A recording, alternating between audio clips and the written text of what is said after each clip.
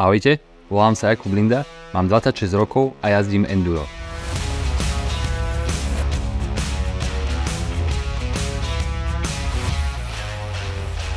Enduro je najpopulárnejšia disciplína horskej cyklistiky.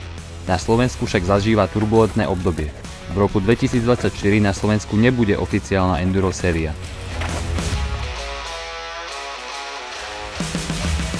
Mojím cieľom na budúci rok je ukázať, že enduro sa dá jazdiť aj v zahraničí a je dostupné pre každého.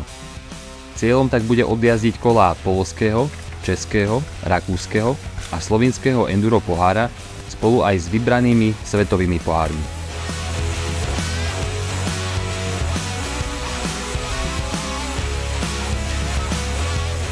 Horská cyklistika a enduro na Slovensku musia mať svoju budúcnosť. Vidíme sa na pretekoch.